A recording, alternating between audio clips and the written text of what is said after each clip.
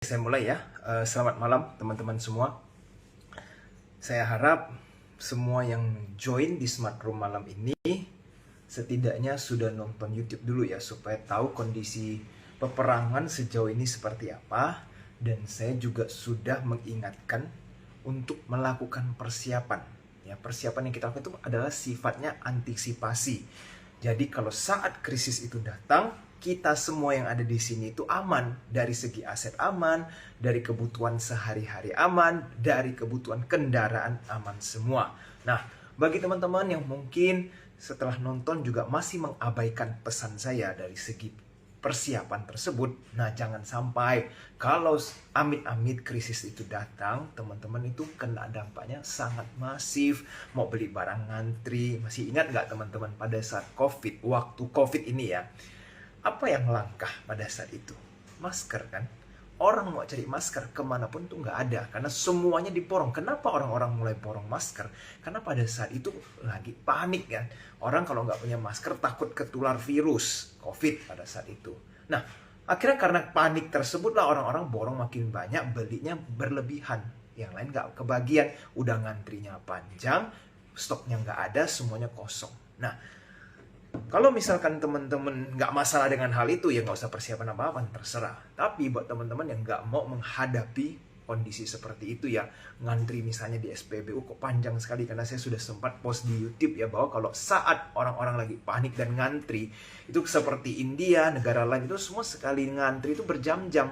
Barangnya ada, tapi karena semuanya mau beli bersamaan, itu kan mau nunggu lama sekali. Mampu nggak teman-teman nunggu? Apalagi kalau kondisinya sudah nggak ada barang, itu lebih parah lagi. Makanya persiapan itu penting dari sekarang teman-teman. Nah, lalu saya ingin update sedikit, karena dari saat video itu dipost sampai hari ini nih, kondisi sudah makin ada perubahan lagi nih dari segi peperangan. Yang paling penting apa teman-teman? Kalau di YouTube saya jelaskan, si Houthis Yemen ini ya, mereka siap untuk membantu Iran. Sekarang mereka udah taking action teman-teman. Apa tuh actionnya? Mereka udah tembak misil rudal ke Israel. Nah, Israel nggak seneng nih, mulai ikut-ikut. Kenapa si Houthis ini ikut-ikutan? Dan yang paling berbahaya itu adalah yang seperti saya sampaikan di video, bahwa Selat El-Mandeb ini itu dekat sekali sama Houthis Yemen. Kalau itu sampai ditutup teman-teman, itu akan mencuri headline seluruh dunia pasti. Karena Hormuz aja udah bikin Asia ini krisis energi. Jangan sampai Selat El-Mandeb ditutup, itu pasti banyak sekali rerouting. Orang ekspor semua yang ke Eropa akan pindah semua tuh jalurnya. Dan kalau udah pindah semua, barang-barang sampai akan lama, harga akan meningkat sangat-sangat parah. Oke. Jadi itu hal yang paling penting. Jadi update untuk perkembangan peperangan ini sangatlah krusial untuk kita semua. Lalu pertanyaan orang-orang yang mungkin paling sering ya saya dengar adalah, kok ini sebenarnya perangnya ini akan lama atau tidak? Karena ini yang menentukan nasib oil crisis dunia ini kan. Kalau perang damai, Hormuz dibuka, everybody happy. Tapi kalau perangnya berkepanjangan, atau jangan-jangan sampai kayak Vietnam War atau Iraq War teman-teman, kayak dulu pas Amerika perang, itu parah sekali teman-teman. Sebagai gambaran ya, ini saya belum sempat bikin di YouTube karena takutnya kepanjangan ya videonya. Ini kita belajar histori sedikit karena ini penting. Vietnam War ya, bagi teman-teman yang belum tahu, itu awalnya Amerika pikir akan cepat. Sebentar doang kirim pasukan, Vietnam developing country, bisa apa mereka punya militer melawan Amerika pada saat itu. Ya udah, optimis kan Amerika kirim pasukan. Kok nggak menang? Kirim terus reinforcement, nggak menang lagi. Akhirnya apa? Pasukannya tuh sampai berapa banyak, ratusan ribu orang dikirim, tetap nggak bisa menang. Kenapa teman-teman? Nah, di Vietnam War mereka itu menang dengan kondisi lapangan hutannya. Hutan Vietnam itu banyak sekali perangkap, jadi Amerika tuh nggak bisa bergerak dengan luasa dan gampang di take down oleh orang-orang di Vietnam. Tahu nggak dia punya peperangan berapa lama? Puluhan tahun teman-teman, lebih dari 1 dekade. Yang awalnya cuma kepingin berapa bulan, jadi bertahun-tahun, bahkan lebih dari 1 dekade. Apakah di Iran akan seperti itu? Saya berasa tidak. 1 dekade kalau perang Selat Hormuz tutup, kayaknya kiamat benar-benar. kiamat energi, nggak tahu mau gimana lagi ya teman-teman. Jadi yang perlu kita pelajari adalah kenapa bisa sampai lama, karena pasukan darat ini sudah ikut campur. Dan ini teman-teman, berita terbaru adalah Iran memberikan statement di media bahwa mereka sudah mendapatkan info Amerika sudah mengirim pasukannya dan berbaris, Navy-nya sudah mulai ramai dan dapat info bahwa mereka akan melakukan land invasion. Nah, itu info seperti itu. Apakah ini sesuatu hoax atau tidak? We don't know. Karena sekarang kita sedang di era yang seperti saya bilang, informasi ini banyak yang berlawanan. Nanti sebentar. Atau banyak yang berubah. Kadang memang itu benar, tapi dalam hitungan jam itu informasi sudah tidak relevan karena kondisi sudah berubah. Jadi, kalau kita lihat nature-nya, bahwa Amerika ini sudah mulai mendekati land invasion, maka potensi ya, kecenderungannya perang ini akan lama, teman-teman. Nah, kalau perang akan lama, Indonesia ini udah harus mulai melakukan sesuatu. Nggak bisa dengan strategi yang sama. Maksudnya apa strategi yang sama? Teman-teman perhatikan pemerintah itu sampai sejauh ini, semuanya bilang selalu baik-baik saja. Nah, saya jelaskan di Smart Room hari ini ya. Kenapa mereka harus menggunakan bahasa seperti itu? Karena Indonesia ini salah satu negara yang FOMO, teman-teman. Kalau pemerintah memberitahu ya bahwa minyak lagi krisis, LPG atau lagi krisis, atau apapun lagi krisis, orang itu FOMO, mereka akan menimbun barangnya. Kalau sampai orang-orang nimbun minyak sama nimbun LPG, belum krisis beneran, kita udah terlebih dulu krisis. Kenapa teman-teman? Ini sudah terjadi pada saat Krismon di 98. Krismon 98 kan masalahnya itu Thailand. Thailand itu dihancurkan ekonominya ya oleh asing sehingga di sell off dengan besar, jatuh currency-nya.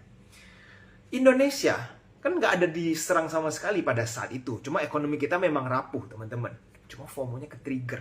Nah, pada saat FOMO-nya ke-trigger, apa yang terjadi? Semua orang tarik duit dari bank. Takutnya seperti Thailand. Padahal kita nggak terjadi seperti Thailand ya. Nah, cuma karena mereka tarik semua duit bersamaan, bank kita collapse. Karena di tahun 98, sistem perbankan Indonesia sangat-sangat buruk. Kreditnya terlalu banyak yang KKN istilahnya. Jadi sembarangan dikasih, tapi nggak bisa dibalikin. Akhirnya sekali terjadi bank run, collapse perbankan. Maka pada saat itu banyak di bail out. Nah, itulah sifat-sifat kita sebagai orang Indonesia, FOMO. Jadi pemerintah nggak mungkin menggunakan statement, walaupun, ya ini anggap, walaupun kondisi sudah sangat krisis, mereka akan mengatakan semuanya baik-baik saja. Nah, tapi teman-teman, kita yang mungkin lebih tahu bahwa kenyataannya tidak sebaik itu yang disampaikan, maka persiapan sudah harus lebih matang. Tapi dengan sekarang ya, informasi bahwa eskalasi perang sudah semakin tinggi, Amerika semakin ngebet untuk menyerang Iran, maka Indonesia harus do something about this ya. Antara ya, kalau LPG, mereka harus produksi LPG di dalam negeri jauh lebih matang, lebih banyak lagi, karena sampai mengalami krisis LPG. Untuk oil bagaimana?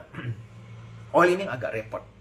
Kita ini kan memang banyak impor minyak jadi dari tetangga ya, Malaysia, Singapura. Tapi mereka juga sudah mulai kehabisan minyak murah.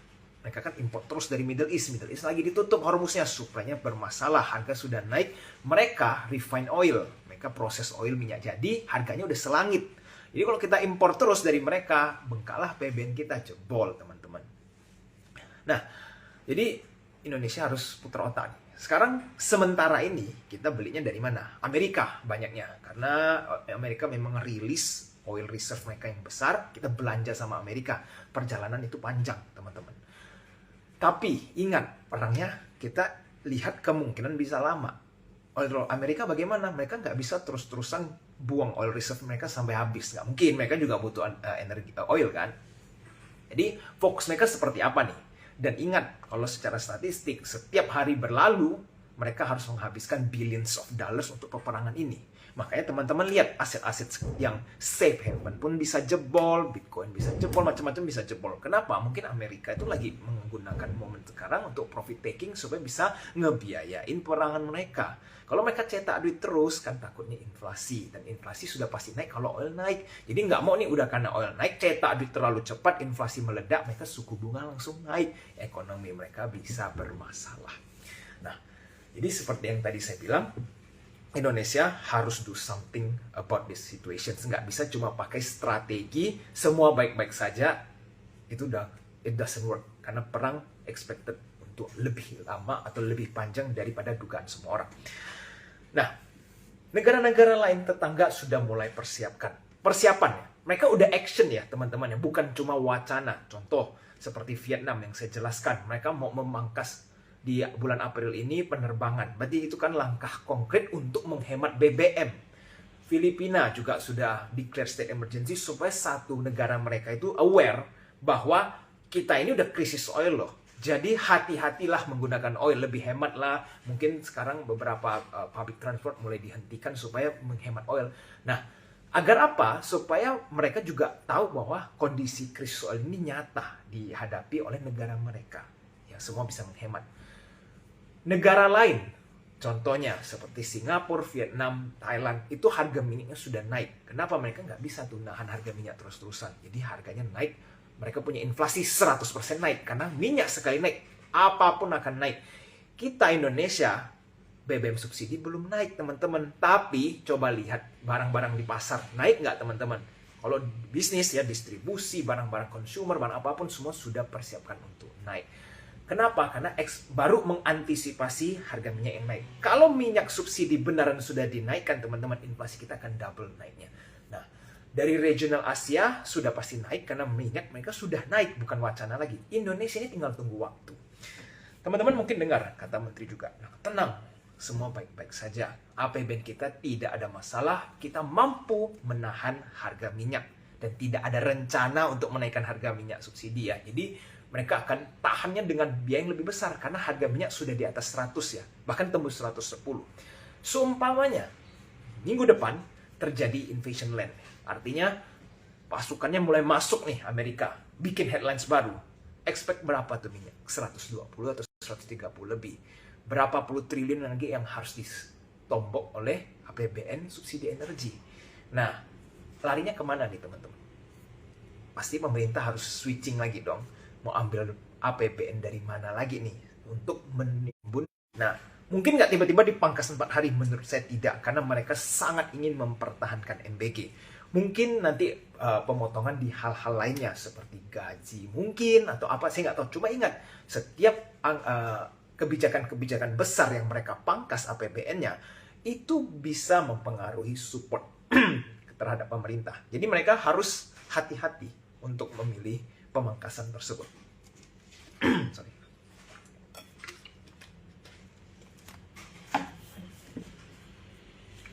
Jadi, kalau menurut saya, BBM ini dalam waktu dekat bisa naik. Mungkin 2 minggu, mungkin 3 minggu lagi BBM akan naik. Dan kalau itu naik, semua orang akan siap-siap naik. Artinya apa? Inflasi, teman-teman. Masalah terbesar inflasi adalah daya beli kita kan, jadi buying power kita akan melemah. Cara memitigasi itu apa? There's no other way selain investasi kan. Tujuan investasi adalah melindungi aset dari inflasi. Sesederhana itu. Tanpa adanya investasi, duit teman-teman habis karena inflasi.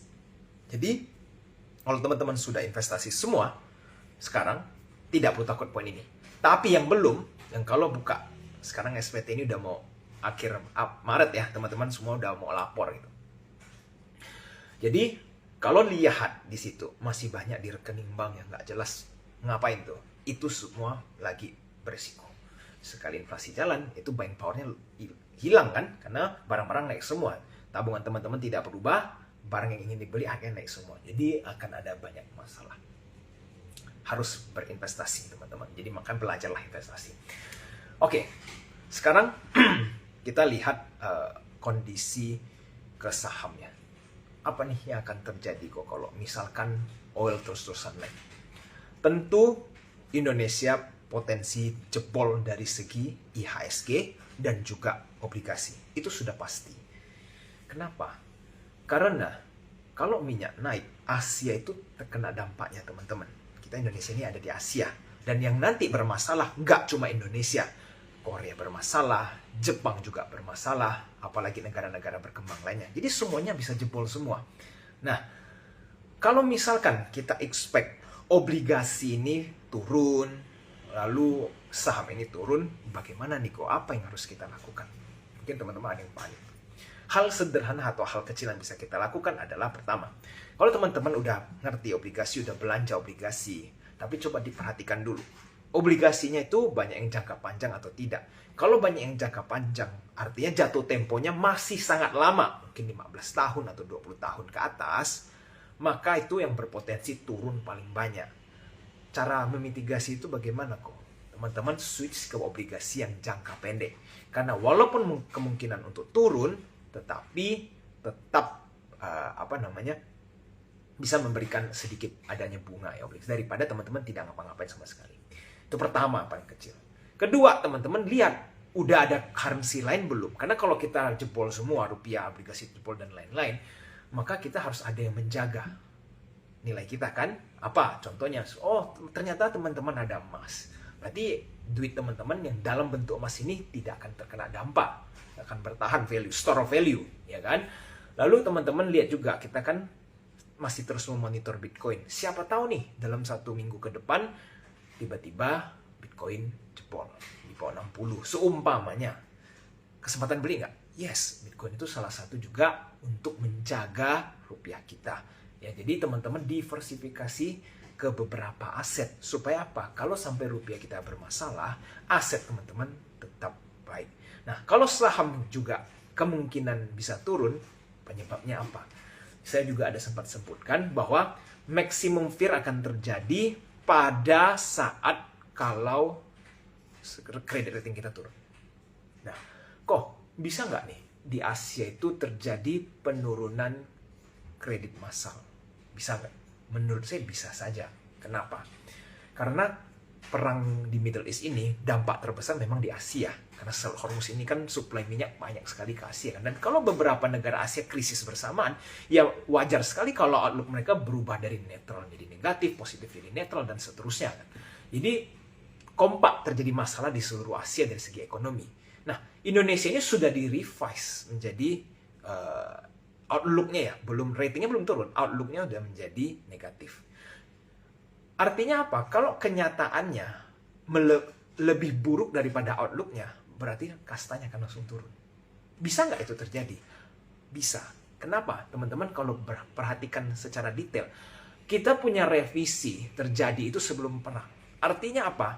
Kita sudah menjadi negatif karena kesalahan dari kita sendiri. Pemerintahan mungkin kebijakannya tidak baik dari mata asing ya, dan juga ketidakstabilan kebijakan berubah-ubah terus. Kita punya ekonomi tidak terlalu baik perkembangannya dan seterusnya. Makanya baru direvisi. Tiba-tiba terjadi perang.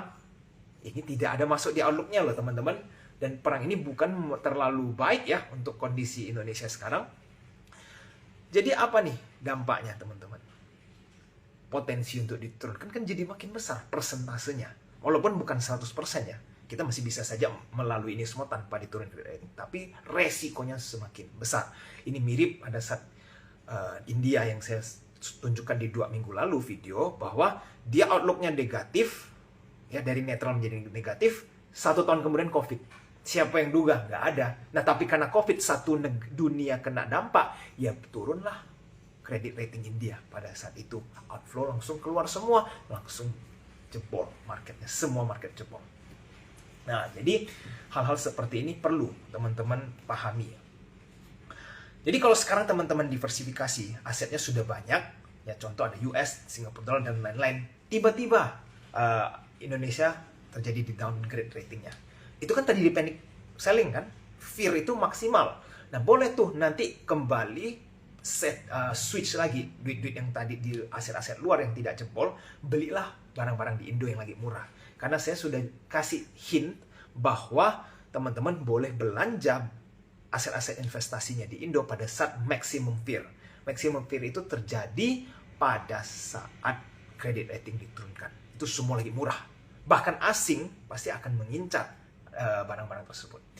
Kayak contohnya nih, di Greece gitu kan. Greece waktu terjadi panic fear, itu asing memang sempat keluar sebelum panic fear, maximum fear ya. Tapi pada saat maximum fear terjadi, credit rating diturunkan, jebol semua, asing kembali masuk. Karena mereka tahu bahwa negara tersebut ya nggak akan bubar. Istilahnya mereka akan cari cara untuk menyelamatkan negara mereka kan. Ya, pinjamlah duit ke IMF untuk pembenahan. Nah, kalau udah terjadi pembenahan seperti itu kan pasti akan terjadi recovery, walaupun bisa saja lama. Nah, artinya apa? Nanti sama nih kalau Indonesia sampai sudah mengalami panic fear, maka asingnya akan belanja barang-barang di Indo di harga murah. Mungkin orang-orang yang nggak paham apa mereka ketakutan malah jual terus barang-barang di bawah. Ya kan, karena saking takutnya dan tidak memahami tentang investasi, mereka pikir Indonesia mau bubar. Bubar artinya hilang negara kita, nggak tahu jadi apa, mungkin di invade sama orang ya, saya nggak tahu. Tapi menurut saya, Indonesia ini bisa terpuruk dari segi finansial, tapi bubar mungkin tidak, karena akan diselamatkan oleh IMF atau hal-hal lainnya dalam sekarang ya. Cuma saya nggak tahu, 3-40 tahun kemudian, anything can happen. Nah, jadi teman-teman, diversifikasi asetnya itu harus dilakukan mulai dari sekarang, bukan nanti ya. Sekarang habis selesai nonton ini pun sudah harus mereview aset-aset teman-teman semua.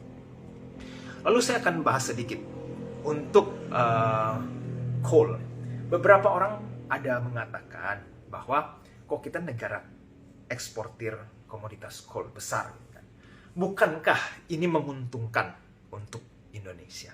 Kita kan harga dolar kalau naik, coal ekspor dalam bentuk dolar, cuan dong negara kita. Kalau jangka pendek, kalau kita cuma lihat dari kondisi seperti itu, satu sektor doang ya, komoditas coal dan komoditas lainnya, itu keuntungannya akan short lived, tidak terlalu signifikan. Kenapa teman-teman? Untuk mengekspor coal, ya kita mau ekspor coal nih, paling banyak digunakan apa? BBM kan, untuk keruk tanahnya, untuk gali tanahnya, semua pakai apa? BBM teman-teman. Jadi kalau dia punya ekspor naik ya, ibarat cuannya kita bisa jual tinggi, tapi cost of production-nya juga naik. Jadi untung yang mereka dapatkan itu lebih ke selisih kurs teman-teman, bukan overall margin yang membengkak sedemikian hebat ya. Walaupun itu akan ada dampaknya. Apakah itu akan dianggap menguntungkan? Tidak, karena populasi yang memegang sektor komoditas coal dan teman-temannya itu seberapa banyak sih di Indonesia? Kalau ibarat orang-orang top 1-2%, sisanya yang middle low ya habis semua kena dampak harga minyak tinggi. Jadi untung tidak sesederhana itu teman-teman. Berbeda dampak-dampaknya untuk setiap social classes. Oke? Kurang lebih seperti itu. Nah, jadi teman-teman, kalau misalkan secara keseluruhan ya, mapnya adalah kita sudah tahu perang akan lama dan lain-lain, ya teman-teman mulailah melakukan persiapan dan strateginya sudah dipersiapkan dari sekarang. Oke, mungkin dari saya cukup untuk pembahasan secara makro. Kita akan masuk ke Q&A. Buat teman-teman yang kepingin bertanya, tulis di bagian questions ya, nanti akan saya jawab satu persatu.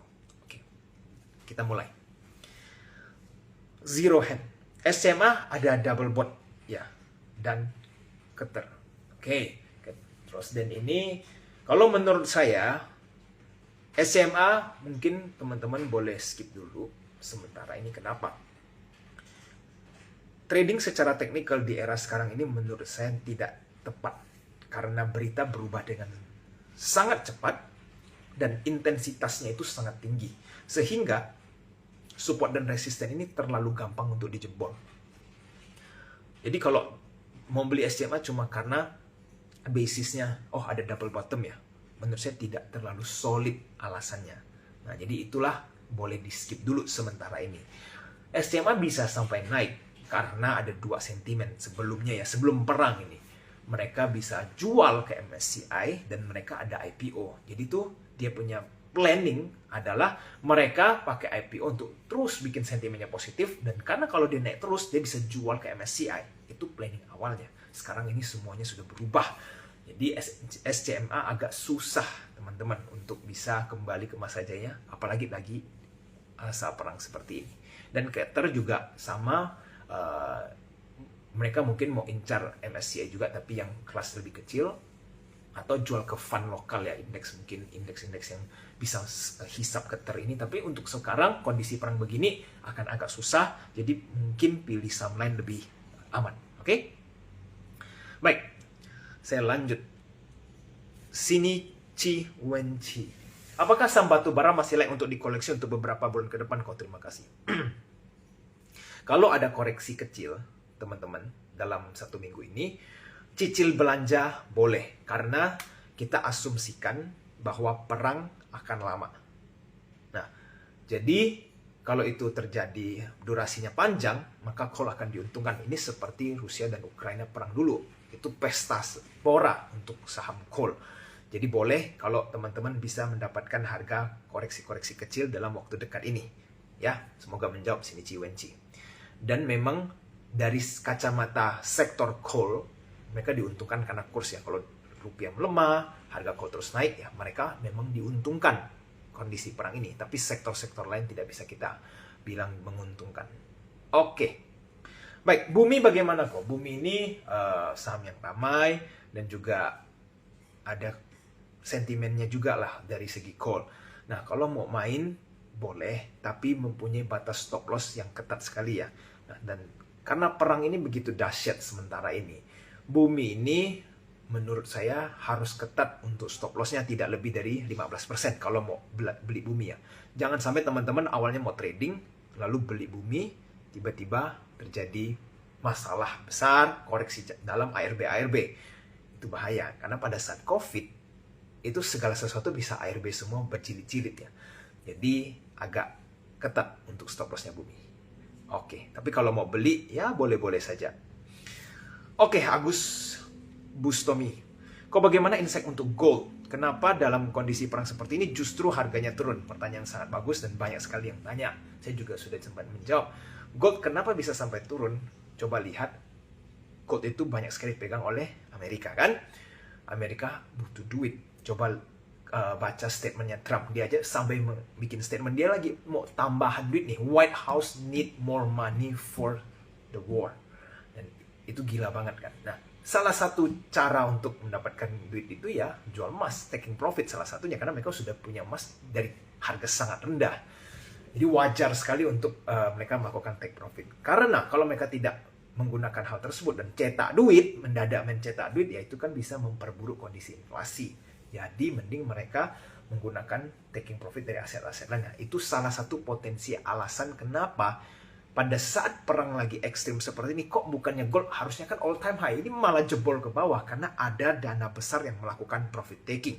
Cuma kita nggak tahu siapa saja. Nah, saya suspek kemungkinan besar adalah Amerika. Oke, saya lanjut. Lipin 6295. Kok kalau saham Mina itu masuk kategori saham gorengan kah? Yes, Mina itu agak gorengan karena pergerakannya ekstrim sekali dan harga secara valuasi kan tinggi. Jadi kalau mau main di Mina ini harus sangat ketat stop loss-nya. Tapi kalau menurut saya di kondisi seperti ini, janganlah main di Mina, cari saham yang lain. Oke? Baik, saya lanjut. Ferlin 88. Kok jadi yang kita lakukan sekarang apakah sudah saatnya cicil saham atau better diam dulu saja? Nah, saya pribadi teman-teman, dana saya sementara ini kan banyaknya di RDPU, reksadana pasar uang. Ya, saya sempat jelaskan juga buat teman-teman mungkin yang belum tahu, reksadana pasar uang itu adalah salah satu aset instrumen yang bisa situ. Nah, nanti kalau terjadi krisis yang benar-benar besar, artinya oil tembus 150, nah kemungkinan itu barang-barang di IHSG bisa jebol lebih dalam lagi. Di saat itu teman-teman mau jor-joran pindahin ke saham boleh. Kalau sama sekali sekarang teman-teman memang kepingin incar saham ya, tapi lebih baik parkir dulu sedikit duitnya di RDPU. Oke? RDPU cara belinya gimana nih teman-teman? Ada beberapa cara, di perbankan bisa, di sekuritas juga bisa. Saya pribadi menggunakan sekuritas untuk beli dia punya reksadana pasar uang. Carilah yang mempunyai return cukup tinggi. Kalau teman-teman kepingin tanya lebih banyak tentang RDPU, bisa nanti chat di Instagram ataupun di Telegram. Semoga menjawab.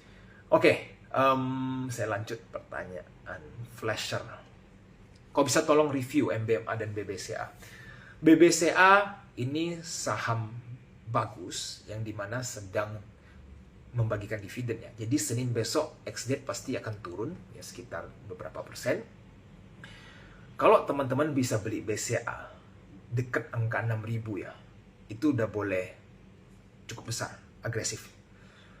6.000 itu harga yang sangat murah. Dan ingat, BCA itu walaupun teman-teman dapat di 6.000, saya tidak bisa yakin itu bottom dalam kondisi sekarang lagi ya, karena perang ini memang sudah makin eskalasi. Tapi kalau teman-teman udah beli di 6.000, jangan pernah takut dengan floating loss-nya.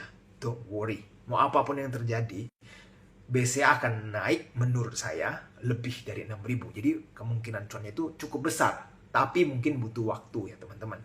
Nah di saat bersamaan teman-teman bisa ambil dividennya sambil tunggu capital gain-nya. Capital gain-nya berapa?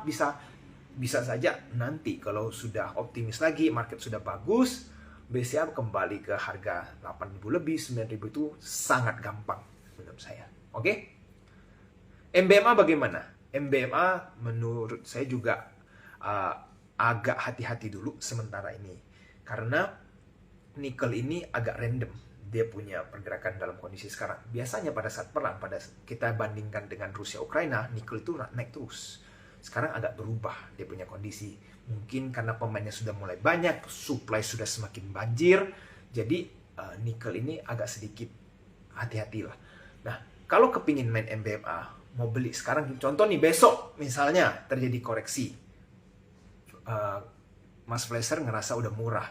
Ya mau masuk spekulasi kan boleh. Silahkan, tapi stop loss-nya 10% dari nggak usah mikir panjang. Oke, kalau kepingin main MBMA. Semoga menjawab. Saya lanjut. Jamie Pramana. Kok aset saya kebanyakan di obligasi, RP, pemerintah, dan korporat? Apakah mesti di-switch semua atau ke Indon atau di Indois? Indon sama Indois kurang lebih sama ya. Satunya syariah, satunya non-syariah. Tapi sama-sama US dollar. Jadi bebas mau Indon atau Indois. Kalau semuanya tumpuk di FR, ya mungkin obligasi pemerintah dipilih kan FR atau corporate. Ya, jadi tentunya boleh switch ke Indon. Kenapa? Kita kepingin mempunyai Indois atau Indon karena takutnya yang kita khawatir adalah rupiah jebol. Kalau rupiah jebol, maka duit kita yang ada di Indois kan aman. Karena bentuknya US dollar, tidak keberus gitu kan. Nah itulah salah satu pertimbangan kenapa kita harus diversifikasi ke Indon ataupun Indois. Jangan tumpuk semua di rupiah. Nah kalau sekarang kebanyakan di rupiah, alangkah baiknya untuk switching bertahap ya, perlahan-lahan. Supaya bisa mendapatkan harga yang cukup baik. Karena kita nggak tahu nih kan lagi volatile nih. Indon bisa turun, bisa naik, bisa turun. Jadi switchingnya nggak perlu langsung semua sekaligus, perlahan-lahan. Oke, semoga menjawab. Baik, saya lanjut. Ing Kusuma. Indon bisa seperti RDPO yang bisa dicairkan kapan saja, Iko? Yes, bisa dijual di secondary market. Kalau teman-teman nggak sampai beli MM-an, ya puluhan M gitu, gampang sekali untuk dijual di second market. Atau beli di second market, oke? Baik, saya lanjut. Shinichi lagi. Apakah saham yang berhubungan dengan emas sudah berhenti naik? Karena saham emas itu sangat bergantung dengan harga emas, maka perhatikan harga emas. Dan sekarang, seperti yang saya bilang, potensi digunakan untuk profit taking oleh US untuk supply the war. Karena warnya sangat ekspensif. Dan kalau pasukannya sampai masuk ke headlines, American officially invade Iran secara darat, land invasion, expect lah bahwa mereka akan terus menggunakan mungkin salah satu cara taking profit emas untuk supply the war. Karena itu mahal sekali teman-teman. Oke, saya lanjut. Katie Siskine. Oke, di jumlah uang berapa kita mulai bisa memikirkan saham luar negeri, kripto dan lain-lain. Ini mungkin pertanyaan yang dimaksud adalah kalau duit kita udah berapa baru boleh mulai beli saham luar negeri gitu kayak. Menurut saya begini, berapapun duitnya tidak masalah. Tapi kalau teman-teman memang suka dengan saham Indo karena lebih gampang update saja ya berita di Indo, ya teman-teman, kalau contoh duitnya 100 juta nih, itu full di IHSG nggak masalah. Nah, kalau udah lebih dari itu, teman-teman mulai nih mau beli kripto sama saham luar negeri, boleh. Ya di atas 100 juta itu udah mulai nih masuk ke dalam saham-saham luar negeri. Tapi jangan sekarang teman-teman, karena AI bubble ini kayaknya sudah mau pecah, sudah di ujung tanduk. Nah, kalau sampai AI itu bubble pecah, semua akan meledak. Menurut saya akan, nggak cuma Amerika, semua yang berhubungan itu akan koreksi. Fear kan? IHSG bagaimana? IHSG pasti juga akan fear, karena IHSG ini suka ngikut-ngikutan teman-teman. Yang nggak ada apa-apanya kita jebol, apalagi market di luar sekali jebol tinggi kita ikutin jebol. Nah, tapi kenapa saya tetap akan incar saham Amerika? Karena saham Amerika itu kalau misalnya koreksi, biasa dia koreksi bukan cuma 10-25%, sekali jebol bisa 50% lebih. Jadi kan nggak butuh waktu yang lama untuk koreksi kan. Nah, kalau ada flash sale seperti itu, big crashes di Amerika, kita hajar masuk teman-teman. Nah, lalu saham Amerika itu gampang sekali rebound karena market cap-nya itu jauh lebih besar dari IHSG. Oke. Kripto juga boleh untuk dispekulasikan karena Bitcoin ini masih sangat-sangat layak untuk menjadi aset instrumen penjaga inflasi. Oke. Saya lanjut. Ferdin 88. Saran saham atau sektor apa yang bisa dibeli kalau di saat perang ini? Komoditas coal. Kalau bisa dapat harga, ada koreksi-koreksi sedikit, teman-teman mampu mendapatkan harga bagus, saham-saham coal cukup. Saya lanjut. Ingku semua, apakah AI bubble bakal terjadi dalam beberapa bulan mendatang? Nobody knows. Saya tidak bisa prediksi untuk kapan terjadinya, tapi sudah semakin dekat karena terjadi perang ini juga menghancurkan supply chain dan AI ini ada masalah dari pengembangannya. Mereka sudah tidak bisa mempertahankan speed of growth mereka seperti 1-2 tahun terakhir ini. Udah ibaratnya buntu. Kenapa buntu? Karena mereka membutuhkan duit investasi yang terlalu besar. Sekarang malah perang. Jadi teman-teman duitnya mau dipakai buat apa nih? Mau investasi AI atau buat ngurusin kondisi peperangan ini? Jadi pusing kan? Nah itulah kita harus hati-hati. Jadi bubble AI tidak tahu kapan pecah, tapi kelihatannya sudah semakin dekat. Saya lanjut, Lipau. Kok hedging CHF, Swiss franc masih oke nggak? Kok dulu 2025 awal masih ideal 17.000, sekarang sudah 21.000. Teman-teman, nah ini mengingatkan kita bahwa rupiah ini jebol terus terhadap segala mata uang ya. Kok menyedihkan sekali ya, dan memang that's the truth teman-teman.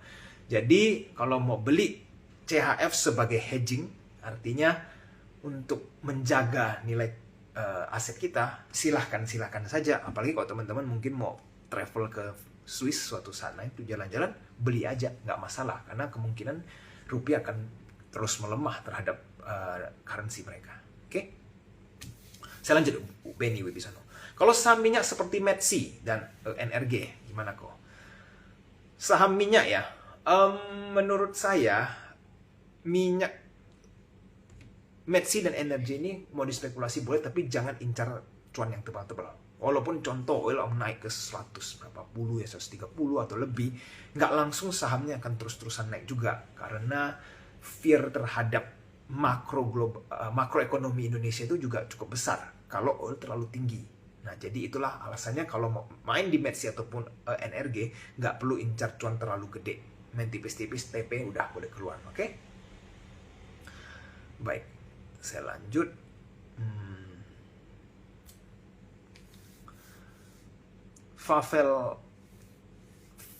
Favelndi. Oke, halo, bagaimana dengan emiten-emiten minyak? Kenapa masih belum naik ya? Padahal harga oil dah naik tinggi. Nah, tadi barusan saya jelaskan bahwa minyak kalau naik tidak langsung semua saham minyak harus naik. Karena kalau minyak terlalu tinggi, kondisi Indonesia secara ekonomi kan bermasalah. Udah saya jelasin di YouTube beberapa kali kan. Nah, kalau ekonomi Indonesia bermasalah, outflow juga bisa terjadi sehingga IHSG bisa kena dampaknya. Nah, makanya itu kenapa harga minyak tidak langsung serta-merta naik, karena kondisi secara makro kita ini ada problem, outlook sudah negatif, outflow sudah keluar dari pasar obligasi dan pasar saham. Nah, itulah salah satu alasan kenapa saham-saham seperti minyak belum mencapai all time high walaupun minyak sekarang sudah sangat tinggi. Oke? Saya lanjut, Darmadi Sutojo. Koage, bagaimana kita bisa tahu saham batubara sudah murah? Lihat valuasinya aja. Kalau valuasinya masih di bawah 7 atau di bawah 6,5, itu masih murah. Jadi lihat aja PE ratio-nya untuk sementara apakah masih di bawah itu. Kalau masih, nah itu boleh menjadi kesempatan buat cicil-cicil. Oke, ada satu hal yang perlu saya ingatkan teman-teman buat yang menspekulasi di saham-saham coal. Jika teman-teman sudah beli saham coal, tiba-tiba entah alasan apa damai. Seumpamanya nih, wah Amerika give up. Langsung jabat tangan dengan Iran, kita selesaikan perang. Itu coal bisa koreksi cukup mendalam. Kenapa? Karena nanti harga minyak mulai normal, harga coal mulai turun lagi, semuanya bikin normal. Nah, di situ coal udah tidak ada sentimen apa-apa lagi kan. Dolar bisa stabil, maka teman-teman ya harus hati-hati kalau udah spekulasi coal. Karena kita yang menspekulasi coal itu berasumsi bahwa perang ini akan lama. Jadi kalau perangnya memang beneran lama, ya teman-teman akan cuan dari saham coal tersebut. Gitu. Oke. Saya lanjut. Agus Wang. Kok kalau RDPT apakah juga oke sementara ini? Beda sama RDPO apa kok? Kalau lihat returnnya tinggi RDPT. Oke. Jadi begini. Reksadana pendapatan tetap. Isi portonya adalah obligasi-obligasi jangka panjang. Nah, obligasi jangka panjang biasanya kasih bunga memang lebih besar kepada pemegang duit yang maksudnya investornya lah. Nah, kalau RDPU adalah portonya isinya di deposito yang special rate dan juga obligasi yang di bawah 1 tahun, berarti obligasi jangka pendek. Returnnya jelas lebih kecil. Kenapa? Resikonya lebih kecil. RDPU itu very low risk. Karena obligasi kalau udah mau jatuh tempo, kemungkinan gagal bayarnya itu jadi kecil. Tapi kalau kita lihat yang paling besar dampaknya adalah obligasi jangka panjang. Nah, ini memang ilmu ekonomi ya. Karena suku bunga sekali kepingin naik kan orang-orang akan nanti cenderung untuk beli masuk ke money market lagi. Dan itu kalau terjadi obligasi akan dijual untuk masuk pindahin ke deposito dan lain-lain. Nah, itulah yang bikin nanti harganya bisa jatuh, teman-teman. Itulah perbedaannya RDPU sama RDPT. Jadi untuk sementara ini dengan ketidakpastian ya, RDPU itu menjadi yang lebih aman dan lebih stabil dari segi harga. Kalau RDPT bisa nggak stabil dan nanti teman-teman baru masuk sekali harga obligasi turun ya teman-teman ada floating loss gitu. Kurang lebih ya, itu perbedaannya. Semoga menjawab untuk Pak Agus. Felix Michael, kalau sekarang saya ada pegang cash IDR sekitar 50% total dana sambil nunggu Bitcoin. Saham US, saham Indo turun. Sisa udah sebar di AUD. Sisa sudah sebar di AUD, kripto saham dan RDPT. Rencananya mau PGG IDR sekitar 20-30 total aset. Mohon pandangan KOAG apakah sudah oke? Oh, rencana mau pegang IDR sekitar 20-30 total aset. Berarti mau spending lagi ya, dari yang 50 dikurangin lagi menjadi 20-30, mau di asetnya mau dialokasikan kemana ya. Kalau saya lihat AUD sudah oke, SGD belum ada ya di sini ya. Boleh juga mungkin pertimbangan di spread ke SGD dan juga RDPU. Teman-teman, di sini kan masih fokus ke RDPT ya, RDPU-nya belum ada. Nah, setelah itu boleh sisanya pegang cash dulu untuk jaga-jaga jika diperlukan, atau ada mendadak flash sale, teman-teman langsung hajar di saham. Kalau apalagi udah terjadi penurunan kasta global credit rating. Nah, itulah saatnya teman-teman hajar cash ke dalam saham. Oke? Saya lanjut. Adit Onj. Kok kalau begitu strategi mending stay cash atau malah beli emas karena harga sedang turun? Emas kalau di bawah $4.000 troy per ounce-nya, teman-teman boleh cicil. Sekarang masih di atas 4.000 kan? Kalau mendekati 4.000 deh, nggak harus exactly di bawah 4.000. Dekat-dekat 4.000 aja udah boleh mulai.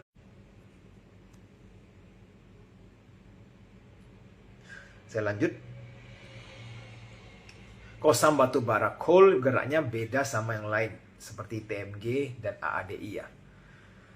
Kalau mereka ada yang berbeda sendiri, coba lihat cek valuasinya dan teman-teman pelajari lagi bisnis modelnya seperti apa untuk yang saham coal ini ya. Jadi teman-teman coba pelajari lebih dalam lagi.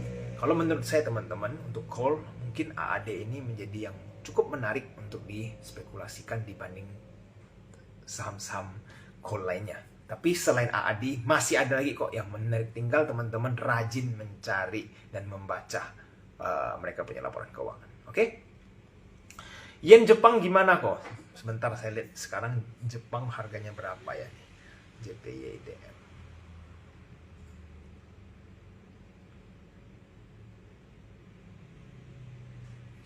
JPYDR sekarang 106. Kalau sekitar 103, teman-teman boleh untuk nyicil belanja. Kenapa? Walaupun Jepang kelihatannya ekonomi sudah sangat-sangat bermasalah ya. Kelihatannya juga negaranya bisa collapse anytime. Tapi tetap saya percaya currency-nya tidak akan hancur karena dia disupport sama US. US tidak bisa let Japanese crash. The Japan country itu collapse itu nggak bisa. Mereka itu salah satu negara yang memegang bond Amerika terbesar, teman-teman. Kebayang nggak sebuah negara yang pegang hutangnya banyak di US tiba-tiba collapse, nggak bisa bayar. Nasib Amerika gimana dengan bondsnya? Dia mereka ikut-ikutan bermasalah. Jadi Amerika pasti intervensi kalau ada masalah atau mungkin bail atau whatever they do to make Jepang itu survive. Nah, jadi kalau dekat-dekat 103 aja mau beli silakan. Toh teman-teman pasti suka kan jalan-jalan ke Jepang dan duitnya akan dipakai. Jadi ya boleh-boleh saja. Ya, untuk Handy Chang.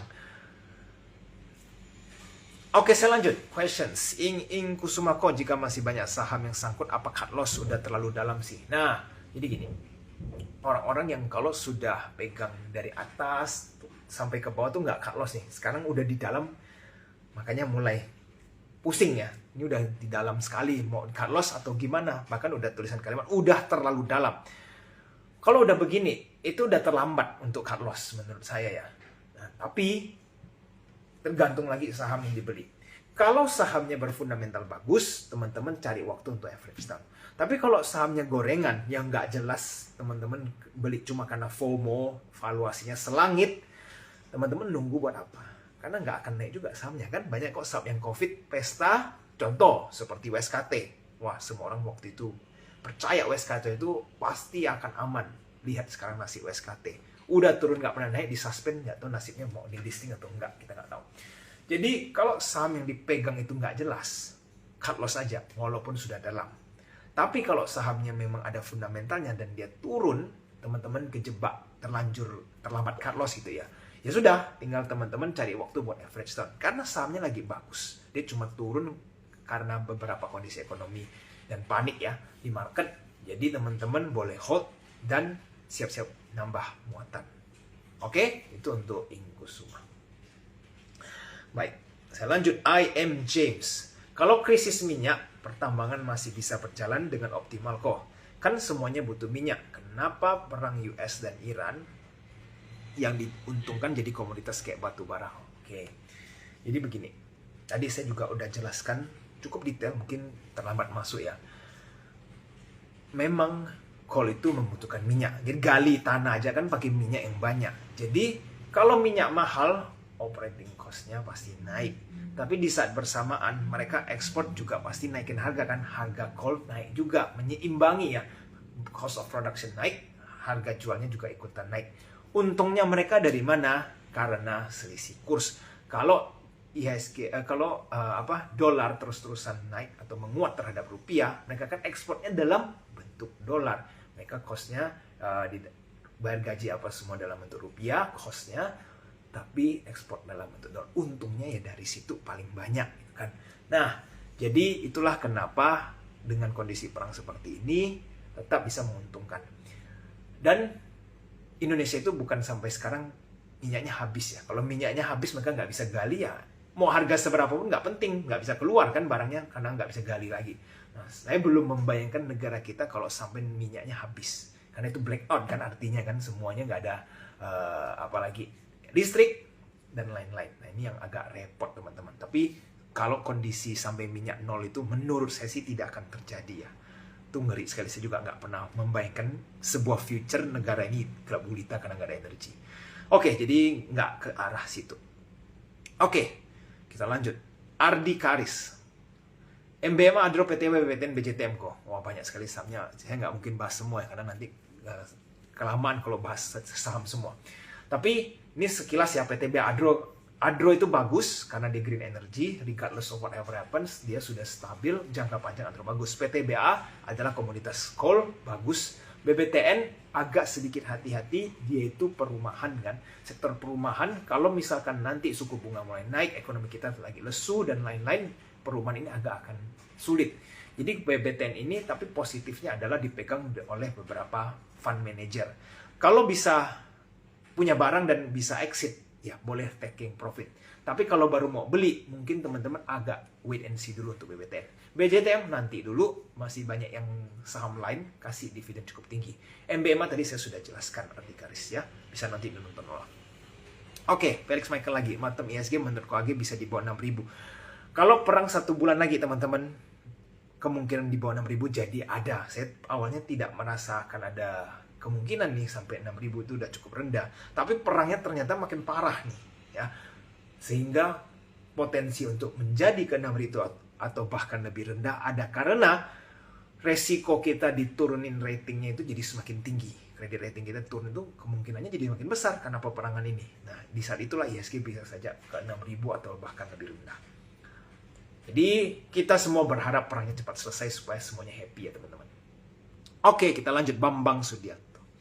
Bro, untuk mending hold obligasi INKP atau switch ke Indon. Gini, kalau punya INKP yang sudah pegang, pilih yang 3 tahun gitu kan, atau ada yang 5 tahun, dapat bunga yang 10%, belinya mungkin pas era COVID, nggak masalah, keep aja. Tidak harus switch ke Indon. Dan, kalau teman-teman ikuti, INKP ada obligasi yang US dollar juga. Nah, mau beli yang US dollarnya boleh juga, karena mereka dapat kasih kita bunga kan dalam bentuk US dollar. INKP aman nggak? Ya setahu saya masih sangat aman karena duit di dalam perusahaannya masih sangat banyak. Jadi mereka bisa tuh untuk sementara ini bayar. Kecuali Indonesia sampai totally crisis oil dan blackout semua. Nah itu mungkin beda cerita ya. Oke, di average 7.300 apakah masih hold? Boleh. Karena dia coal dan kondisi perang makin parah. Oke, saya lanjut. Toga Patria. Kok tanya saham yang mau IPO dong? Strateginya bagaimana? Tunggu offering, nanti saya akan update di YouTube ya. Karena sekarang kalau belum offering, kita nggak tahu harga patoknya berapa. Karena ini kebijakan baru juga, kita mau lihat kondisi pesanan itu seperti apa. Nah, disitulah nanti hal-hal ini saya analisa, akan saya post atau upload di YouTube. Oke, kucing hutan. Kok bisa bahas tentang IPO WBSA? Tadi saya baru jawab ya, secara pribadi kok ikut. Saya sementara ini belum masukin duit ya, karena belum offering. Tapi kemungkinan akan besar saya akan ikut WBSA. Oke. Saya lanjut, Keisha Itze. Kok untuk share perbankan lebih baik menunggu hasil MSCI bulan Mei nanti kah? Boleh kalau mau tunggu. Tapi kalau dalam sekarang sampai bulan Mei terjadi koreksi yang begitu besar, tidak perlu tunggu sampai bulan Mei. Boleh langsung serok. Ya, jadi sekarang lihat aja perkembangan peperangan seperti apa ya untuk Keisha. Karena dari segi dividen udah lumayan oke. Tapi resiko untuk lanjut turun ada karena kondisi peperangan ini. Gitu. Jadi wait and see sambil lihat perkembangannya seperti apa. Kalau barangnya sudah banyak di big banks, mau wait and see boleh. Kalau barangnya masih nol, sama sekali nggak punya nih, cicil boleh. Ya, jadi tergantung posisi case-nya sekarang seperti apa. Baik, Jainal, Mandiri mau ambil dividen masih layak nggak? Kok punya barang di 4.900? Boleh-boleh saja mau ambil dividennya, tidak masalah. Tapi nanti habis X-date kalau mau tambah di saat itu juga boleh, karena ada gap down kan. Nah, mau tambah boleh. Baik, Anesse. Malam kau bagaimana dengan emiten Metsi, Elsa, Esa, Petro, Energi, Pegas, pilih yang mana? Oke, ini sekali lagi kalau nanya seperti ini nanti mau saya analisis semuanya agak panjang. Cuma kalau sekilas ya, ini jawaban quick view. Dari semua ini mungkin Elsa yang menarik, teman-teman. Ya, dari list yang ditulis di sini Elsa. Tapi bukan artinya langsung besok Senin belanja ya. Tetap amati lagi. Cuma Elsa mungkin yang menarik untuk dibeli. Oke, Hari Santoso. 168 malam kok bagaimana strategi take profit AADI? Karena harga minyak udah naik lagi ya during the weekend, dan besok kalau naik lagi seumpamanya ADI terjadi spike ke atas, cicil TP boleh ya. Pelan-pelan aja jualnya sedikit-sedikit, karena ada orang yang masih mau beli loh barang ini. Berarti kan mereka ada yang nggak punya barang sama sekali, FOMO bisa saja ke trigger. Nah, yang udah punya barang apalagi di bawah, jualnya kecil-kecil, mungkin 5% dari asetnya. Jadi jualnya 5%. Kalau ada kenaikan, jualnya kecil-kecil. Nah, itu mungkin strategi yang terbaik buat AADI. Oke, lanjut. Keisha lagi. Archie bagaimana kok? Kalau mau average bisa di harga berapa? Sementara nggak perlu average Archie dulu ya. Harga emas masih sangat unpredictable. Perang bisa panjang. Amerika bisa TP lagi. Kalau nanti mau beli Archie, lihat di saat harga emas mendekati 4.000 atau bahkan di bawah. Nah, mau nambah di situ posisi boleh, karena nanti saya expect udah koreksi cukup dalam, dia akan sideways dan bisa saja nanti beberapa bulan naik. Itu dengan catatan kita juga sambil lihat kondisi peperangan di Middle East. Oke? Baik, saya lanjut. Fandi up. Kok saya masih cicil bull karena mau RI? Karena situasi apakah dijual aja karena masih profit atau tetap tunggu RI? Kalau bobot di dalam bull terlalu gede, ya dalam kondisi seperti ini mungkin dikurangin muatan dulu. Jadi nggak perlu ikut full muatan untuk RI. Nah, boleh nggak ikutan RI karena awalnya kepingin beli bull ya memang karena ada red issue ini. Saya rasa sih begini ya, peperangan kalau terlalu panjang sebenarnya untuk perkapalan juga not too well. Karena walaupun freight mereka bisa ditingkatkan, tapi jumlah pesanannya bisa menurun teman-teman. Jadi agak sedikit hati-hati untuk perkapalan. Nah, bull itu bagusnya adalah mereka kepingin ekspansi besar-besaran di tahun 2026. Masalahnya timingnya ini yang sangat disayangkan, mendadak perang kan. Jadi kita nggak tahu nih seberapa mulus bisa ke proses dia punya ekspansi. Nah, jadi exposure-nya di bull itu yang bisa dikecilkan. Walaupun kalau masih mau ikut RI, ya boleh-boleh aja. Cuma sizing-nya aja yang nggak usah terlalu besar. Oke, Fandi up. Baik, selanjutnya. I'm James, BBRI bagaimana kok? PNM-nya mau diambil alih. BBRI sementara ya kalau belum punya, saya rasa teman-teman mau nyicil perlahan-lahan boleh. Kalau yang sudah punya, nikmati dividen, tidak perlu panik. Tapi kalau yang sudah punya banyak, nggak usah tambah dulu, di wait and see sampai nanti terjadi panic fear yang benar-benar puncak, baru teman-teman nambah BBRI. Yaitu yang kalau sudah punya posisi banyak. Oke. Baik. A12 Yani. Dewa di harga sekarang sudah oke kah? Labco-nya bagus dan related to komoditas kan? Dia punya Q4 memang terjadi lonjakan, but it's only one time only ya. Bukan akan tiba-tiba nanti tahun depan langsung Q1 begitu juga. No. Nah, makanya kenapa waktu LK-nya keluar, sahamnya nggak arah. Harusnya kalau itu sudah mencerminkan yang kedepannya omsetnya atau profitnya, dia akan langsung arah dengan sebesar itu. Ternyata tidak. Jadi Dewa itu juga memang salah satu saham yang mau jual ke MSCI. Tapi kondisi MSCI kan tidak menentu nih, sampai bulan Mei. Jadi exposure ke dalam Dewa ini ya menurut saya sementara jangan terlalu banyak. Atau kalau mau main Dewa tidak usah terlalu panjang. Jangka pendek aja atau cuan 10% keluar. Nah, itu boleh. Kalau mau beli di harga sekarang, jika Senin terjadi gap down, panik ya, mau spekulasi boleh, tapi kalau dia sideways atau dia bahkan naik langsung, jangan dikejar dulu. Gitu. Oke, semoga menjawab. Doni Purwadi, saham Pegas kenapa turun kok? Padahal ladang gas di Qatar tidak beroperasi karena dibom Iran. Coba nanti teman-teman pelajari, Pegas itu tidak ekspor yang dengan jumlah yang besar. Jadi terjadi masalah pengeboman di sana di Qatar dan lain-lain, itu tidak langsung menguntungkan si Pegas. Nah, jadi teman-teman harus memahami hal ini dulu ya. Nggak artinya ada masalah di luar tentang supply chain gas, tiba-tiba langsung Indonesia diuntungkan. Karena kita harus tahu dulu bisnis modelnya seperti apa. Jadi kalau bagi saya, Pegas teman-teman udah punya nyangkut bagaimana? Kalau belum terlalu dalam, bisa keluar. Tapi kalau teman-teman belum punya saham ini, wait and see dulu, jangan terburu-buru beli sampai nanti udah mulai stabil. Nah, mau masuk Pegas, nyicil boleh. Oke? Karena kalau saya tidak salah ingat, Q4 terakhir Pegas not doing the best performance. Oke, saya lanjut. Jamie Pramana, kok SMNDR saya minus 22%, punya 3.500 lot CL atau average time. Sementara jangan di apa-apain dulu, jangan average down, belum perlu di CL ya. Kalau udah beli dan minusnya sih lumayan ya, sayang sekali kalau sudah sampai 22%. Nah, jadi wait and see dulu, lihat perkembangan peperangan bagaimana. Kalau misalkan contoh nih, SMDR bisa naik beberapa tik lagi dan minusnya mencapai 15% ya, itu udah boleh di exit. Jadi nggak harus tunggu sampai BEP ya untuk cut loss, tapi setidaknya nggak terlalu dalam. Oke, untuk Jamie Pramana. Hendy Chang, RMKE kenapa turun terus kok padahal batu bara lagi naik? Coba lihat valuasi RMKE seperti apa ya. Jadi itu mungkin bisa langsung menjawab kenapa turun terus. Dan RMKE ini juga satu saham yang konglomerasi, saham-saham konglo lagi rata-rata dihajar semua habis-habisan ya. Jadi teman-teman agak sedikit hati-hati aja untuk di RMKE. Masih banyak kok saham lain yang menarik. Oke, saya lanjut. A12 yen lagi. Dewa di harga sekarang apakah sudah bagus? Kan tadi sudah saya jawab ya, sudah soal Dewa. Nah, jadi saya lanjut lagi. Hendy Chang, kalau punya US stock apakah perlu lapor ke Cortex? Yes, yang beli di sekuritas, apalagi di Indonesia kan semua bisa dilihat laporannya.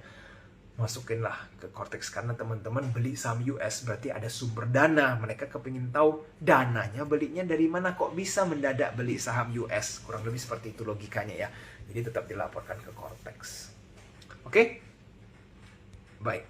Setiawan Se, kalau MTEK dan BRPT bagai fundamental bagus, tidak boleh average down. Sementara jangan masuk ke MTEK atau BRPT, carilah saham yang lain. Oke? Jadi boleh average down berarti ini udah ada barang ya. Saya rasa sih jangan average down, jangan tambah muatan kalau kondisi lagi loss di kedua saham ini. Kalau bisa justru cut loss tipis, mending dikeluar dulu dibanding teman-teman nambah-nambah lalu makin besar ruginya. Oke? Saya lanjut. Teddy Cool. Energi apa bisa dibalik di atas 2000? I don't know. Saya benar-benar nggak bisa prediksi kalau untuk energi bisa di 2000 atau tidak. Tapi teman-teman, minyak memang bisa naik dan ERG salah satu saham yang gampang sekali untuk dihajar naik turun ya. Teman-teman mau main copet-copet boleh, tapi untuk terlalu panjang di ENRG mungkin jangan. Oke. Baik, saya lanjut. Asian Teresia. Asian Teresia ini tadi saya sudah jawab bahwa IPO boleh masuk nggak? Saya belum kasih tahu untuk masuk atau tidaknya. Nanti akan saya update di YouTube ya, karena saya akan tunggu masa offeringnya. Saya akan analisa lagi, dari situ saya akan infoin di YouTube. Jadi pastikan nonton di YouTube Aging Invest. Oke. Baik, saya lanjut. Doni Purwadiko. Oke, kalau nyangkut di saham AMMN, nyangkutnya 27% lagi. Baiknya hold atau CL. Alasan beli AMMN apa dulu nih? Dan AMMN ini saham konglo, valuasinya gimana teman-teman? Nah, jadi kalau udah beli saham-saham valuasi tinggi, jika tidak sesuai rencana, harus cepat cut loss. Jadi contoh, cut loss yang cepat itu 10% sampai maksimal 15%. Kalau sudah 27%, bablas artinya kan, kelupaan namanya CL. Nah, jadi sekarang gimana nih? Awal beli AMN kenapa? Kalau teman-teman nggak tahu alasannya kenapa, ya cilaka. Berarti sekarang udah salah langkah. Nah, jadi kalau AMN bisa cut loss, pelan-pelan keluar nggak masalah. Jadi cut loss-nya kalau nggak mau sakit, saya biasa sarannya perlahan aja, bertahap, kecil-kecil cut loss-nya supaya nggak langsung terasa berat sekali. Oke. Saya lanjut. Ardikari, saham metal apa yang bagus? Saham metal copper bagus, yang berhubungan dengan pembuatan chip AI, itu bagus. Jadi mulailah doing research. Teman-teman kalau mau kejar saham metal, carilah perusahaan-perusahaan yang dimana komoditasnya itu akan dipakai untuk kebutuhan pembuatan chip AI. Oke, saya lanjut. Nancy Gunawan. Kok kalau mau beli ITMH masih bisa masuk? Ini ITMG, kayaknya ITMG ya. Masih bisa masuk atau kalau bisa di angka berapa kok? Sama kalau ada Akra boleh di hold ya. Akra, saya coba lihat Akra sebentar ya.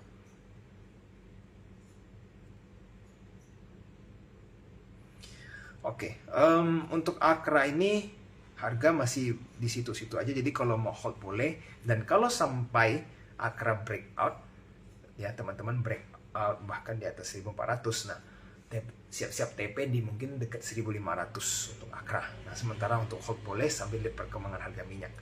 Nah, kalau untuk ITMG, wait and see dulu, dan kemungkinan sih bagi saya cari saham batubara lainnya lebih menarik dibanding ITMG. Oke? Baik. Karena untuk saham batubara, pelajari perusahaan mana yang dipotong RKAB-nya. Kalau misalkan dia dipotong, tentunya offsetnya akan berkurang. Nah, pemerintah itu ada sempat nih baru-baru ini bahas untuk kembalikan lagi ya, karena kondisi mungkin kebutuhan coal lagi meningkat untuk menggantikan oil atau segala macam lainnya. Jadi PR teman-teman adalah kalau mau membeli saham-saham batubara, pertama pastikan yang tidak dipotong RKAB-nya. Kedua, yang kalau sudah dipotong kemungkinan bisa dibalikin karena kondisi seperti sekarang ini yang mendadak terjadi perang. Nah, itu menjadi yang bisa dispekulasikan. Oke, untuk Nancy Gunawan. Oke, saya lanjut. Setiawanse. Kok kalau habis cut loss terus masuk lagi agar average itu gimana? Never do that, teman-teman. Kalau cuma kepingin lihat angka average-nya rendah, itu buat apa? Karena kita lagi saat kita cut loss lalu masuk kembali ke saham yang sama lagi. Ya mending nggak usah ngapa-ngapain, di hold saja. Dan kalau udah salah cut loss, artinya tuh udah kedalaman ya. Contohnya, minus berapa puluh persen. Nah, itu udah salah. Jadi jangan kesalahan itu ditimpa dengan kesalahan lainnya. Karena kita keluar dari saham tersebut, alasannya udah salah langkah. Tapi karena kita beli lagi, cuma karena kepingin average yang lebih rendah, bukankah kita melakukan kesalahan 2 kali? Nah, ngapain kita lakukan itu ya, Setiawanse? Kalau kita sudah cut loss dari saham A, berarti kita tahu ada masalah di saham itu. Jangan teman-teman re-entry di sana cuma karena mau mendapatkan average yang lebih rendah. Carilah saham yang lain yang memberikan potensi cuan lebih baik. Oke. Bambang Sudianto 567, bro, saham copper yang menarik buat invest kalau terjadi panic selling. Saham copper yang menarik buat invest kok kalau terjadi panic selling. Mau mengincar MDKA boleh kalau mau copper ya. Jadi salah satu opsinya mungkin MDKA. Itu kalau udah terjadi panic selling ya, artinya terjadi massive discount. Oke, baik, selanjutnya Besni Boru, kok mohon review saham WIM rokok ya teman-teman. Jadi begini, kalau saya pelajari WIM secara fundamental bagus, dia punya pertumbuhan oke. Nah, kalau dari harga sahamnya dia juga cukup stabil, naik terus ya secara bertahap. Mau disimpan secara long term boleh, tapi kuncinya adalah di kuartal berikutnya. Kalau misalnya dia on track di tahun 2026 ini Q1, maka WIM ini akan menarik. Karena pemerintah juga mungkin berupaya untuk memberantas rokok-rokok ilegal. Kalau pemerintah serius untuk memberantas rokok ilegal, maka sektor-sektor rokok akan mulai kembali mendapatkan momentum tersebut. Karena cukainya kan udah nggak dinaikin, udah kebakaran lah. Nah, jadi sekarang masalah mereka adalah di rokok ilegal. Dan kalau rokok ilegal difokuskan untuk diberantas, teman-teman, maka sektor saham rokok akan kembali meningkat. Nah, WIM salah satunya akan diuntungkan. Jadi itulah yang perlu diperhatikan. Seberapa serius pemerintah akan memberantas untuk mafia-mafia rokok ini. Oke? Saya lanjut. Bagaimana? Oke, teman-teman. Ini pertanyaan terakhir ya.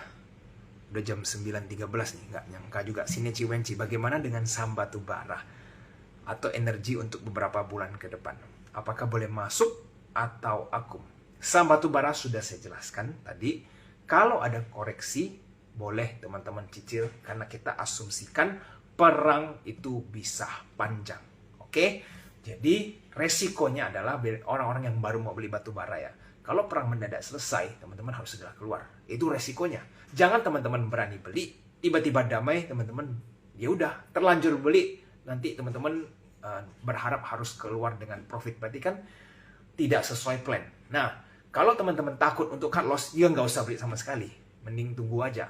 Berani bertindak harus berani tanggung konsekuensinya. Karena konsekuensinya bisa saja cuan kalau perangnya itu berlanjut lebih lama. Oke, kira-kira menurut saya itu adalah pertanyaan terakhir untuk wrap up sesi hari ini. Buat teman-teman, pesan saya ya untuk minggu depan. 1, Trump itu memberikan deadline untuk Iran. Ya, mereka mau ngapain nih? Sebenarnya mau damai atau tidak? Ada etikat yang ingin nggak dilakukan oleh Iran untuk ke arah perdamaian. Kalau Iran terus tidak menunjukkan hal ingin untuk damai, Trump pasti akan melakukan sesuatu. Dia tidak akan biarkan saja, karena mereka menunda ya pasukan dengan bertengger di negara orang seperti itu mahal sekali teman-teman. Jadi dia nggak mungkin biarkan itu terjadi. Dan kalau saya pelajari, untuk Amerika retreat, artinya kabur, itu juga opsinya udah semakin kecil. Mereka udah terlanjur basah istilahnya kan. Kalau mereka sampai retreat, akan dianggap lemah, teman-teman. Masa sebesar itu military akhirnya keluar tanpa dapat apa-apa? Zero loh ya. Kalau dia retreat dalam 1 minggu ke depan, dia tidak menghasilkan apa-apa, teman-teman. Malah rugi besar, Selat Hormuznya tidak terbuka, Amerika itu menghancurkan diri sendiri sebenarnya. Jadi untuk mendadak retreat itu opsinya udah semakin kecil. Nah, jadi kuncinya adalah ini Iran mau bagaimana nih di dalam 1 minggu ke depan. Di situ akan menentukan gerak-gerik Donald Trump akan bereaksi seperti apa.